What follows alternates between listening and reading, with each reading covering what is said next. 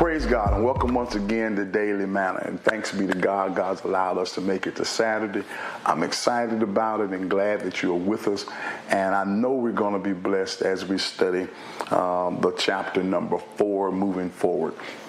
We had a chance to really hear the revelation of God revealed through Jesus Christ, given unto John, who was on the island of Patmos.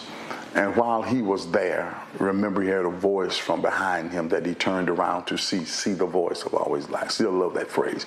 And I had a chance to hear about different churches, the churches of which we've had an opportunity to thoroughly review, the churches of Ephesus, if I'm not mistaken, and then went on to the church of Smyrna, and then went to the church of Pergamum, then the church of Thyatira, and then went to the church of Sardis, and then went to the church also of Philadelphia, ended with the church of Laodicea. Had a chance to review all of these churches and had a chance to hear an interesting paradigm in the first 5. And those first 5 churches had everything to do with something that they were doing good, and then he shifted to that which was the offense or that which he had against them, the ought, and then gave a recommendation for how it could be fixed and asked them to do so. Got to the church of Philadelphia, if you remember, and everything about the church of Philadelphia was positive. That was a word of encouragement for them to continue to hold fast to where they were. Then went to the church of Laodicea, and everything with Laodicea was negative. There was not a positive anywhere. There was a negative. He challenged them because they were neither hot nor cold. He wanted to therefore spew or spit them out of his mouth. Consequently, he challenges them to make up their minds. You got to choose either be hot or cold. If you're going to find yourself ever maturing, you got to find yourself being refined, become golden. You got to dress yourself up and therefore become pure and cover up that which has been evil with a robe of white, and therefore have your eyes changed because you need salve placed on your eyes to see. You need to have a difference in you. And then he encouraged them to become overcomers, because as an overcomer, you become like Jesus, being able to sit with the Father at the right hand. Well, that is the churches of which he's dealt with. Then all of a sudden, we get to chapter 4, and there is a shift in the conversation. It says, after this I looked, and there before me was a door standing open in heaven. Now go back earlier, because I need you to take the time to hear again these words inside of to Philadelphia. Remember, he says, these are the words to him who is holy and true, who holds the key of David. What he opens, no one can shut, and what he shuts, no one can open. I know your deeds. I see I've placed before you an open door. That same phraseology, open door, comes back inside of chapter number 4. Was a door standing open where? In heaven, singular. Okay? Now the reason why I want you to hear heaven singular is primarily because when you have a chance to hear what is found inside of Paul's second letter to the church at Corinthians, when he talks about he was taken to the third heaven, the implication is there are heavens, plural, but but when he went, he had a door open in heaven, singular. And when you hear Jesus, when he is raised from the dead, he said, all power in heaven, singular, and earth is in my hands. All this is important because when you hear that, that means that there are multiple heavens according to what Paul's revelation says, third heaven. But Jesus has only been given the power of heaven and earth, thus allowing us to see the difference between Jesus and the Father. The Father has all power because his power finds itself being extended to heavens. Jesus' power is singular in heaven and earth. And come back and look at this. And the voice I had first heard speaking to me like a trumpet said, come up here, and I will show you what must take place after this. In essence, I want your eyes to be open to behold what is to come beyond the conversation I've had given you regarding the 7 churches. I've told you about the 7 churches. I've given you words of instruction and encouragement for them. But now I need you to see what's going to happen after this.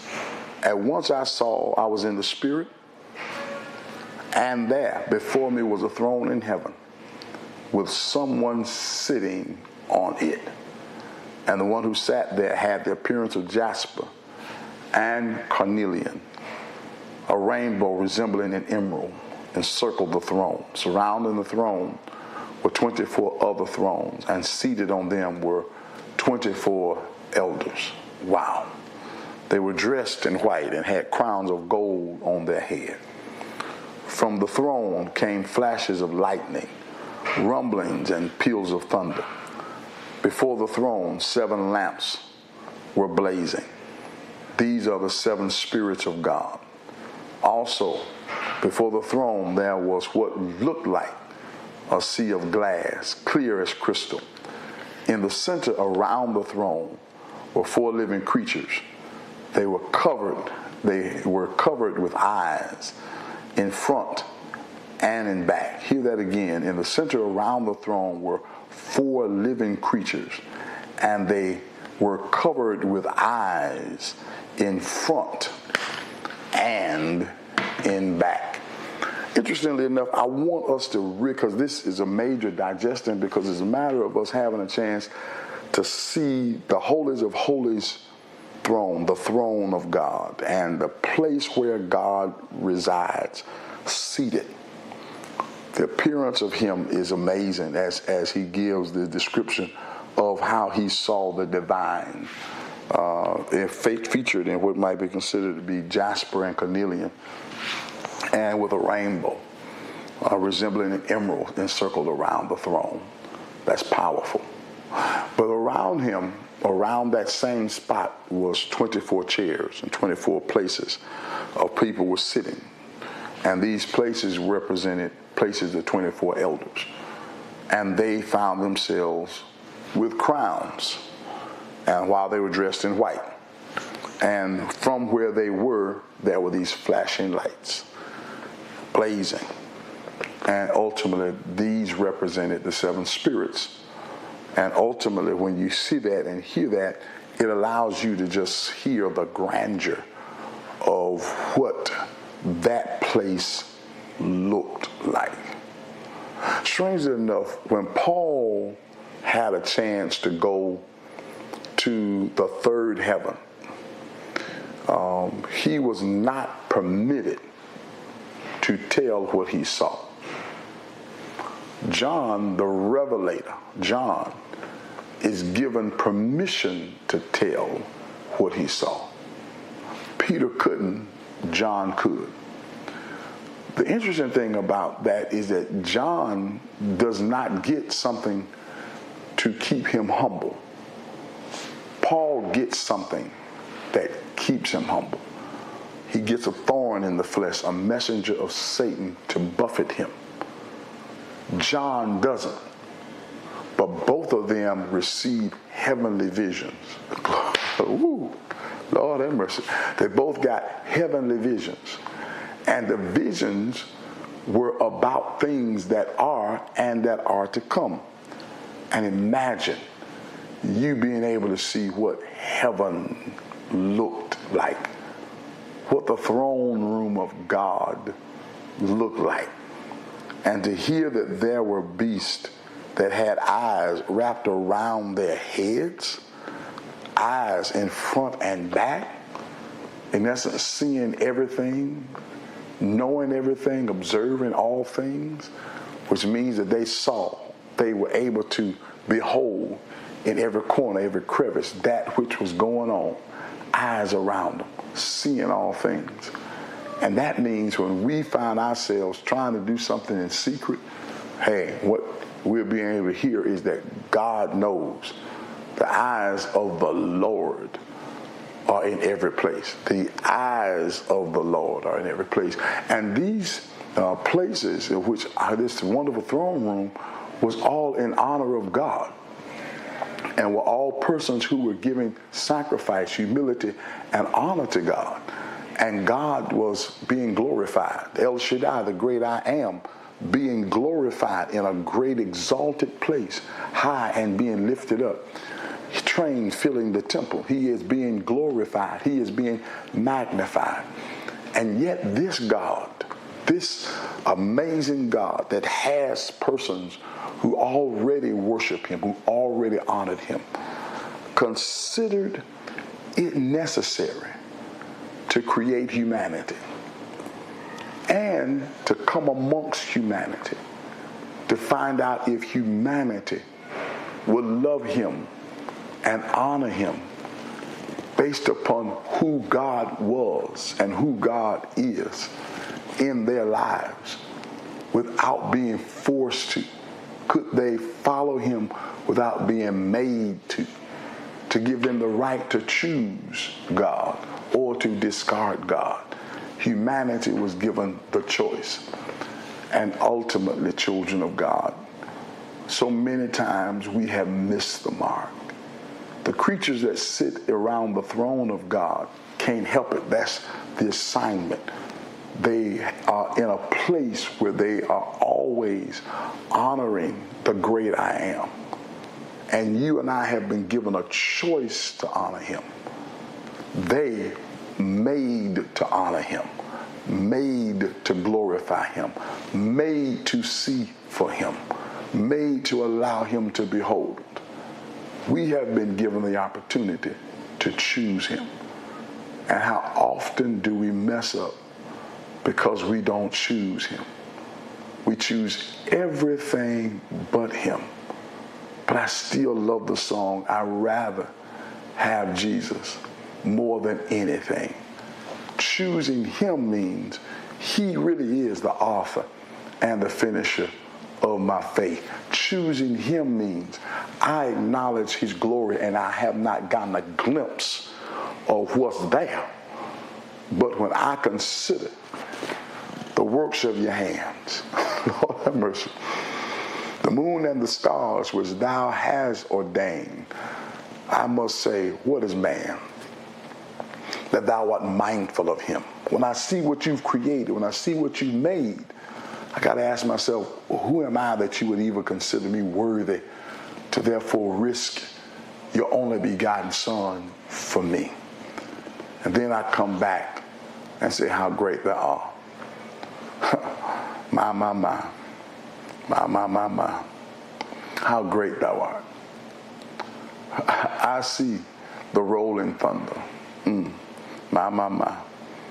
When I see the mountains, when I see the beauty of God, when I hear the rolling thunder and I see all the works of your hand, I got to ask myself, what is man? I want you to come to church tomorrow with an remembering, reflecting on the greatness of God. We sometimes forget how great God is and how big God is.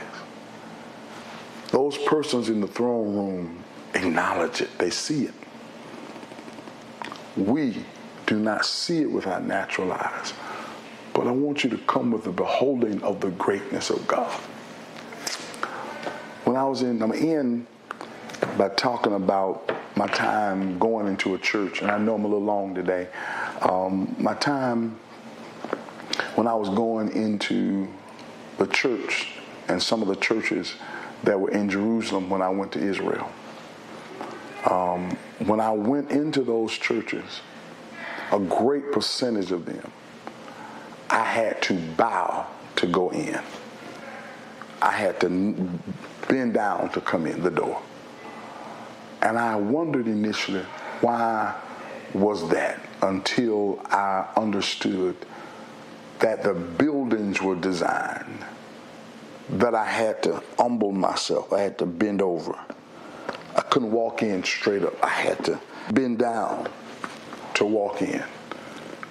I had to humble myself walking in to acknowledge by behavior and body the amazement and the awesomeness of God.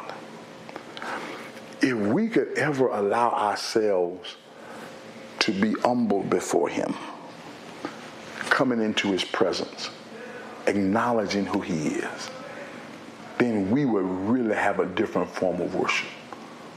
The oddness of God, the awesomeness of God, the majesty of God, if we could ever be able to envelop it, it would change who we are and how we function.